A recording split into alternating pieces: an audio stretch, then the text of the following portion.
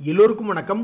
குறி வைக்கப்படும் கரடிகள் அப்படிங்கிற மாதிரி நிஃப்டியை ஒவ்வொரு இடத்துலையும் வித்து பார்க்கலாம், மார்க்கெட் இறங்கிரும் அப்படின்ற நோக்கத்தில் நிறைய இடங்கள்ல கரடிகள் வித்து பார்க்குறாங்க. ஆனால் மார்க்கெட் இறங்கவே மாட்டேங்குது. இன்னைக்கு கூட 50 பாயிண்ட் பாசிட்டிவ்ல தான் இருக்கு. இதுக்கு முன்னாடி 12 நாள் தொடர்ந்து ஏறின மார்க்கெட் இன்னைக்கு பாசிட்டிவ்ல க்ளோஸ் ஆச்சுன்னா 13 நாளா மார்க்கெட் பாசிட்டிவ்ல இருக்கும். இதுக்கு முன்னாடி 1993 தான் இந்த மாதிரி தொடர்ந்து 13 நாள் ஏறினதா வரலாறுல நியூஸ் பேப்பர்ல போடுறாங்க. ஸோ 93க்கு அப்புறம் ஆல்மோஸ்ட் ஒரு 30 வருஷம் கழிச்சு இன்னைக்கு அந்த சாதனை நிகழ்த்தப்படுமா? கிரிக்கெட்ல இப்படிதான் நடக்குது. திடீர்னு 1950 ஏதோ ஒரு சாதனை சொல்லுவாங்க, அது இப்ப 2024 முறியடிச்சு அப்படின்ற மாதிரி செய்திகள் வரும். அதே மாதிரி 1993 சாதனையை இப்ப நம்ம நிஃப்டி முறியடிக்குமா அப்படின்றத பொறுத்து இருந்தா பார்க்கணும். இந்த சமயத்தில் ஏன் மார்க்கெட் இறங்க மாட்டேங்குது அப்படின்னா எது பேட் நியூஸே இல்லை. இப்போ நம்மளுக்கு உடம்பு சரியில்லைன்னா தானே ஆஸ்பத்திரிக்கே போவோம், உடம்பு நல்லா இருந்தால் அந்த பக்கமே போக மாட்டோம். அது மாதிரி ஷேர் மார்க்கெட்டில் எது பேட் நியூஸே இல்லை. டெக்னிக்கலாகவும் எங்கேயும் பெருசாக செல்லிங் வரல, அதனால தொடர்ந்து மார்க்கெட் ஏறிட்டே இருக்கு, வேற எந்த நியூஸும் கிடையாது. ஆனால் இந்த வாரம் வியாழன் வெள்ளியில் அமெரிக்காவில் மிகப்பெரிய செய்திகள் வருது. அது ஏதாவது தாக்கத்தை உண்டு பண்ணுமா அப்படின்றத பொறுத்து இருந்து பார்க்கணும். அப்படியே மார்க்கெட் கிராஷ் ஆனாலும் எல்லாருமே என்ன சொல்றாங்கன்னா, நாங்க கேஷை ரெடி பண்ணி வச்சிருக்கோம், வாரன் பஃபட் கூட சமீபத்தில் சில ஷேர்ஸ் எல்லாம் வித்து பணமா வச்சிருக்காரு அப்படின்னு. அப்ப என்ன அர்த்தம்? மார்க்கெட் கிராஷ் வந்து மார்க்கெட் கீழே விழுந்தாலுமே அப்ப வாங்கறதுக்கு எல்லாரும் பணத்தை ரெடி பண்ணி தான் வச்சிருக்காங்க. அப்ப மறுபடியும் அவங்க எல்லாம் வாங்கினாங்கன்னா மார்க்கெட் பழைய கையை மறுபடியும் தாண்ட தான் போகுது. அது 1 மாசம் 2-3 மாசம் இந்த மாதிரி இறங்கி ஏறுற டைம் மட்டும்தான் வேஸ்ட். உச்சத்தில் வாங்கி வச்சிருக்கிறவங்களுக்கு ஒருவேளை இறங்குச்சுன்னா மறுபடியும் மேல் நோக்கி தான் வரப்போகுது அப்படின்றதா இப்ப எல்லாத்தினுடைய மனசுல இருக்கக்கூடிய நம்பிக்கை. இன்னைக்கு உண்மையிலேயே நம்மளுக்கு யோகம் தான் நண்பர்களே. இதுக்கு முன்னாடியெல்லாம் நான் பார்த்துருக்கேன், அமெரிக்க ஷேர் மார்க்கெட் திங்கக்கிழமை அன்னைக்கு லீவ் இருந்ததுன்னா அப்ப செவ்வாய்க்கிழமை நம்மளுக்கு எந்த விதமான டேட்டாவும் வராது. அப்ப திங்கக்கிழமை பாசிட்டிவ்ல க்ளோஸ் பண்ணுச்சுன்னா நம்ம மார்க்கெட் செவ்வாய்க்கிழமையும் க்ளோசிங்ல பாசிட்டிவ்ல கொண்டு வர வாய்ப்பு இருக்கு. அப்ப இதுக்கு முன்னாடிலாம் நான் பார்த்திருக்கேன், அமெரிக்க ஷேர் மார்க்கெட் லீவா இருந்தா நம்மளுடைய மார்க்கெட்ல கிரீன்ல க்ளோஸ் பண்ணி நான் பார்த்திருக்கேன். ஸோ இன்னைக்கும் கிரீன்ல க்ளோஸ் பண்ணி 1993 நடந்த நிகழ்வை சமன்படுத்திட்டான்னா ரொம்ப சூப்பரா இருக்கும். நண்பர்களே, இன்னைக்கு இந்த குஜராத் கேஸ் அப்படின்ற ஷேர் வச்சிருக்கிறவங்களுக்கு ராத்திரியோட ராத்திரியா அடிச்சது யோகம் அப்படின்ற மாதிரி ஒரு மிகப்பெரிய ஒரு நியூஸ் அப்படின்ற ஷேர் மார்க்கெட்ல வந்திருக்கு. இந்த குஜராத் கேஸ் அப்படின்ற ஷேர் அந்த நியூஸ்னால 10% ஏறி இருக்கான். இந்த ஜிஎஸ்பிஎல் அப்படின்ற ஷேர் அந்த நியூஸ்னால 3% ஏறி இருக்கான். அப்படி என்ன நியூஸ் இந்த குஜராத் கேஸ் வெளியிட்டாங்க அப்படின்னு பார்த்தோம்னா, அவங்க ஜிஎஸ்பிசி அப்படின்ற கம்பெனியும் ஜிஎஸ்பிஎல் அப்படின்ற கம்பெனியும் குஜராத் கேஸோட மெர்ஜ் பண்ணிடலான் இருக்கோம் அப்படின்ற ஒரு நியூஸ் வரும். அப்ப இந்த 2 கம்பெனி போயிடும், கடைசியில் குஜராத் கேஸ் லிமிடெட் அப்படின்ற ஷேர் மட்டும்தான் இருக்கும். இந்த ஒரு நியூஸ் வந்துடைந்தா இந்த குஜராத் கேஸ் 10% இன்னைக்கு மேல் நோக்கி ஏறிட்டான்.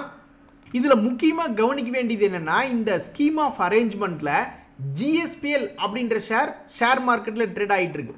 அப்ப அந்த ஜிஎஸ்பிஎல் கொண்டு போய் அந்த குஜராத் கேஸோட மெர்ஜ் பண்ணா அப்ப அந்த ஜிஎஸ்பிஎல் ஷேர் வச்சிருக்கு. இப்ப கூட சமீபத்தில் அந்த டாடா மோட்டர் டிவிஆர் மெர்ஜர் ஆகுது அப்படின்ற ஒரு நியூஸ்ல எவ்வளவு அறக்க பறக்க செய்திகள் போயிட்டு இருக்கு. அது மாதிரி ஒரு காலத்துல இதுவும் வரும். அப்ப அப்படி வரும்பொழுது எத்தனை ஷேர் வச்சிருந்தா உங்களுக்கு குஜராத் கேஸ் அப்படின்றது 10 ஷேர் கிடைக்கும்.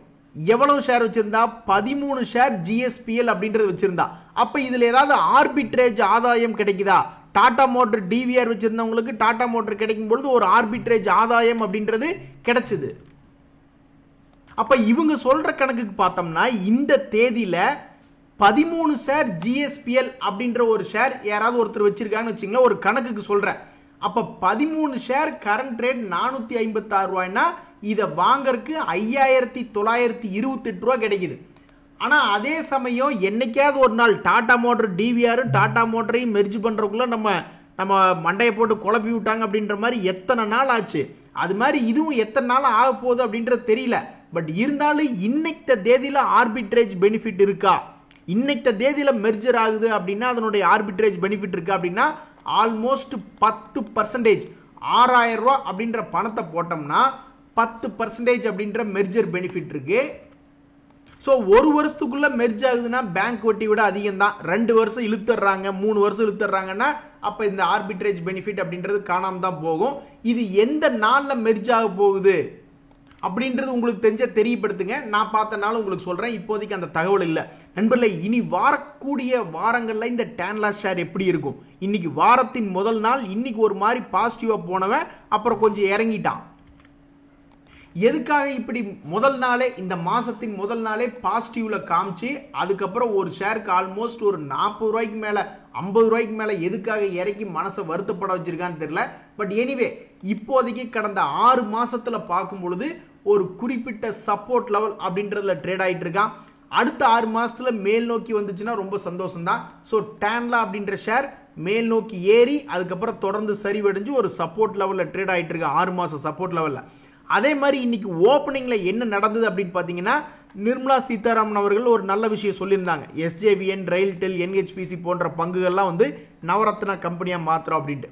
அந்த நியூஸை தொடர்ந்து இன்னைக்கு ஷேர் மார்க்கெட் பாசிட்டிவ் எடுத்துக்கிட்டு இந்த 3 பங்குலையும் ஒரு 3% மேல ஏற்றி வச்சு அழகு பார்த்துக்கிட்டு இருந்தது. நண்பர்களே, ரயில்வே துறை பங்குகள்ல இருக்கிறதுலே ரொம்ப கம்மியா குட்டிக்காரன் அடிச்சது யாரு சமீபத்தில் அப்படின்னு பார்த்தோம்னா இந்த IRCTC ஷேர் தான். எல்லாருமே நல்லா மேல் நோக்கி ஏறினாங்க.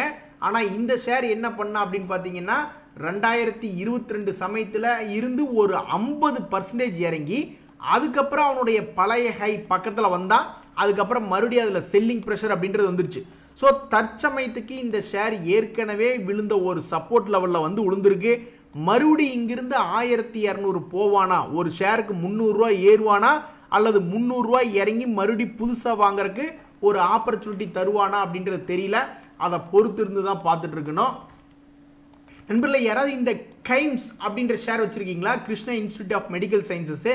இன்னைக்கு 2560 வரை கொஞ்சம் பாசிட்டிவ் மொமெண்டம் தான் ட்ரேட் ஆயிட்டு இருக்கான். என்ன காரணம்னா இவங்களுடைய அனௌன்ஸ்மெண்ட் ஒன்று வருது. இந்த மாதிரி நாங்கள் ஒரு 200 பெட்டு கொண்ட ஒரு ஹாஸ்பிட்டலா 100% நாங்கள் அக்வஷன் பண்ணியிருக்கோம் அப்படின்ட்டு. அந்த நியூஸை தொடர்ந்து இந்த ஷேர் தற்சமயத்துக்கு பாசிட்டிவாக தான் ட்ரேட் ஆகிட்டு இருக்கான். ஸோ இந்த ஷேரை வச்சிருக்கிறவங்களுக்கு இன்னைக்கு இது ஒரு நல்ல நியூஸ். நண்பர்களே, கேவல் கிரண் கிளாத்திங் அப்படின்னு ஒரு ஷேர், அது வந்து ஒரு லாபகரமான கம்பெனியாகவும் இருக்கு. அது நஷ்டம் ரொம்ப, அதாவது கடன் ரொம்ப கம்மியாக இருக்கக்கூடிய கம்பெனியாகவும் இருக்கு. ஆனாலும் கீழே கிடக்கிறான். இந்த கம்பெனி கடந்த 5 வருஷத்துல 210% சம்பாரிச்சு கொடுத்திருந்தாலும் கடந்த ஒரு வருஷத்துல பார்க்கும்போது இருக்கிறதுலே லோ ரேட்ல இருக்கான், 8% இறங்கியிருக்கான். இருந்தாலும் இந்த கம்பெனியில கடன் என்பது இல்லை. அதே மாதிரி இந்த கம்பெனி ஒரு லாபகரமா இருக்கா அப்படின்னா முதல்ல 100 கோடி 50 கோடி லாபம் பண்ணிக்கிட்டு இருந்தவன் இப்ப 150 கோடி. ஸோ அவன்கிட்ட ப்ராஃபிட் ஏர்னிங்ஸ் க்ரோத் அப்படின்றது இருக்கு. முதலீட்டாளர்ல வந்து பெரிய ஆளுக்கு ஏதாவது பணம் போட்டிருக்காங்கன்னா முதல்ல 10% பணம் போட்டு பார்த்துருக்காங்க. இப்போ ஒரு 7% கன்சிடரபிளான அளவில் இன்ஸ்டிடியூஷன்ஸ்லாம் ஹோல்டு பண்றாங்க. ஸோ இந்த கம்பெனி இதுக்கப்புறம் தொடர்ந்து மேல் நோக்கி ஏறி வருமா? வருஷ லோல இருந்து இதுக்கு முன்னாடி எல்லாம் வருஷ லோ பக்கத்தில் வந்துட்டு ஒரு ஷேருக்கு 100 ரூபாய் ஏறி இருக்கான். அதுக்கு முன்னாடி ஒரு 70 ரூபாய் ஏறி இருக்கான். அப்ப இந்த முறை 620 ரூபாயிலிருந்து ஒரு 750 ரூபாய் வருவானா அப்படின்ற ஒரு கேள்வி இந்த ஷேர் மார்க்கெட்ல வருது. அதே மாதிரி இந்த GSPL அப்படின்ற ஒரு ஷேரை ஒரு உதாரணம் எடுத்துங்க. அதாவது நம்மளுடைய போர்ட்போலியோல இவன் யார் நம்மளுக்கு மிகப்பெரிய பாரமா இருக்கான், பெரிய தொல்லையா இருக்கு, இவனால நம்மளுக்கு ரொம்ப கவலையா இருக்கு அப்படின்னு நம்ம நினைச்சுக்கிட்டு இருப்போம். திடீர்னு பார்த்தா எல்லாம் மொத்தமா மாறி யூ-டர்ன் போட்டு மேல் நோக்கி போயிடுவான். அப்புறம் நன்றி சொல்ல உனக்கு வார்த்தை இல்லை எனக்குன்னு நினைச்சு நம்ம ஃபீல் பண்ணிக்கிட்டு இருப்போம்.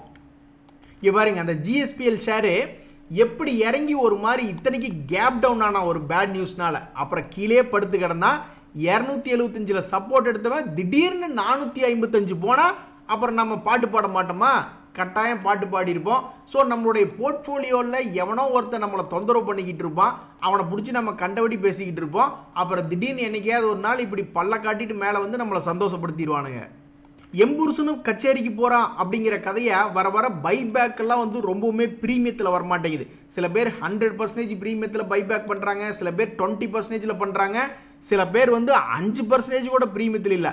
இந்த இன்செக்டிசைட்ஸ் இந்தியா அப்படின்ற ஒரு ஷேர்ல ஒரு என்ன நியூஸ் வருது அப்படின்னு பாத்தீங்கன்னா, நாங்க வந்து ஒரு 1000 ரூபாய்க்கு நாங்க பைபேக் பண்ணிக்கிறோம் அப்படின்ற மாதிரி வருது. பைபேக் பிரைஸ் வந்து 1000 ஒன்லி அப்படின்றாங்க. அந்த ஷேர் ஏற்கனவே 994 ரூபாயில ட்ரேட் ஆயிட்டு இருக்கு.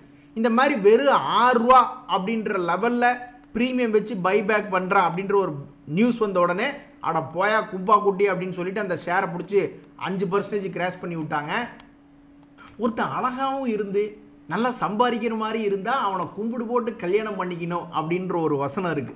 அது மாதிரி இந்த மொயில் அப்படின்ற ஒரு ஷேர் நம்ம எடுத்து பார்த்தோம்னு வச்சுங்களேன், தற்காலிகமா அவன் என்ன பண்றான்னா இந்த 2 days மூவிங் ஆவரேஜ் அப்படின்றது வந்து டச் பண்றான். அதை டச் பண்ணிட்டு ஒரு முறை நல்ல லாபம் அப்படின்றது கொடுத்துருக்கான். அப்ப இந்த முறை லாபம் கொடுப்பானா? இந்த மொயில் அப்படின்றது டிவிடெண்ட் கொடுக்கக்கூடிய பங்கா இருக்கு. 1.5% டிவிடெண்ட் கொடுக்குறான். அவனுக்கு கடன் என்பது இல்லை. தற்சமயம் வரைக்கும் அது ஒரு பெருசா ஏர்னிங்ஸ் growth அப்படின்றது இல்லைனாலும் அது ஒரு லாபகரமான கம்பெனியா தான் இருக்கு.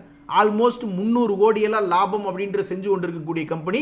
முதலீட்டாளர்களே கொஞ்சம் நம்பிக்கையா ஒரு 10% எல்லாம் பெரிய அளவு ஹோல்டு பண்ணிக்கிட்டு இருக்காங்க. அப்படின்னா இவனை கும்பிடு போட்டு கல்யாணம் பண்ணிக்கலாமா அப்படின்ற மாதிரி ஷேர் மார்க்கெட்ல ஒரு கேள்வி அப்படின்றது வருது. அந்த கேள்விக்கு விடை வந்து 6 மாசம் கழிச்சு தான் நம்மளுக்கு தெரியும். இங்கிருந்து 560 ரூபாய் ஏறி சந்தோஷப்படுத்தினானா இல்ல மறுபடியும் 200 ரூபாய் போய் புது ஆப்பர்ச்சுனிட்டி ஏவரேஜுக்கு இது ஆப்பர்ச்சுனிட்டி கொடுக்குறானா அப்படின்றது பொறுத்திருந்து தான் பார்க்கணும். யாருங்க இது இந்த ஜிபிடி இன்ஃப்ரா ப்ராஜெக்ட்ஸ் அப்படின்ற ஷேர் வச்சிருக்கிறது? அடிக்கடி அவங்க வந்து நிறைய ப்ராஜெக்ட் கிடைக்குது அப்படின்ற மாதிரி நியூஸ் வந்து சமீபத்தில் ஏறிக்கிட்டே இருந்தா இன்னைக்கு ஒரு நியூஸ் வந்துருச்சு. அதுக்கு அவன் மேல் நோக்கி தான் இருந்தான். 185 ரூபாயில இருந்த பங்கு இப்ப 173 ரூபா இருக்கு. அவனுக்கே போர் அடிச்சிருச்சு போல. என்னையா சும்மா ஆர்டர் கிடைச்சிக்கிட்டே இருக்கு, தூக்கி விட்டுட்டே இருக்கீங்கன்னு சொல்லிட்டு இன்னைக்கு மேலே இருந்த பங்கை நியூஸுக்காக மேலே இருந்த பங்கை ப்ராஃபிட்டை புக் பண்ணி இன்னைக்கு பிடிச்சிப்பா அவங்க கொஞ்சம் இறக்கி விட்டாங்க. அதனால இந்த ஜிபிடி இன்ஃப்ரா இன்னைக்கு கொஞ்சம் இறங்கி இருக்கு. ஆனா ஒரு வருஷத்துல 316% லாபம் பண்ணி கொடுத்துட்டான். நண்பர்களே, விஆர்எல் லாஜிஸ்டிக்ஸ் அப்படின்னு ஒரு ஷேர்.